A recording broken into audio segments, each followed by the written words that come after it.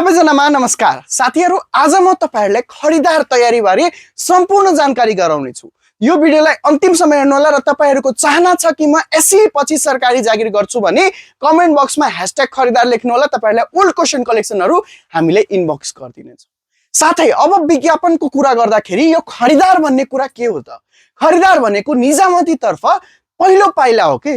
खरिदार सुब्बा अधिकृत सहसचिव उपसचिव सचिव बन्ने हो के। सो त्यो पहिलो पाइला चढ्नलाई तपाईहरुले खरिदार तयारी गर्नुपर्ने हुन्छ। यो खरिदारको लागि तपाईहरुले जम्मा एसई पास भए तपाईहरु खरिदार पदमा फर्म भर्नको लागि इलिजिबल हुनुहुन्छ।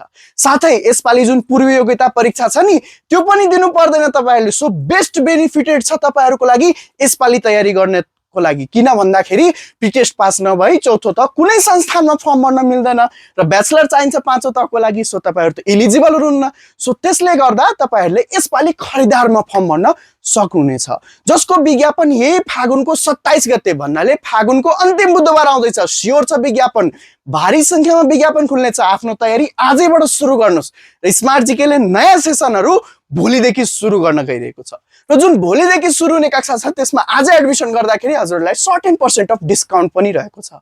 सो ढिला नगरिकन दिएको नम्बरहरुमा सम्पर्क गर्नुस् र खरिदार तयारी एससी पछि नै सरकारी जागिर खाने सपना देख्नु भएको छ भने आफ्नो सिटको तयारी आजैबाट सुरु गर्नुस्, ताकि तपाईहरुलाई सिलेबस बुझ्न, क्लास बुझ्न, त्यसपछि एपको रिकर्डेड भिडियोजहरु हेर्न सक्नुहुन्छ। साथै पीडीएफ नोट्स पनि अवेलेबल हुन्छ। यो सम्पूर्ण सेवा सुविधा सहित स्मार्ट जीकेले नयाँ सेसन सुरु गर्दैछन् आउने विज्ञापनलाई मध्यनजर गर्दै। र विज्ञापन भारी खुल्ने भएकोले तपाईहरु आफ्नो तयारी आजैबाट सुरु गर्नुस्। किन भन्दाखेरि धेरै जनाले पहिलेदेखि तयारी गर्दै हुनुहुन्छ। उहाँहरुलाई बिट गर्नको लागि तपाईहरुले अहिलेदेखि नै तयारी सुरु गर्नै पर्छ।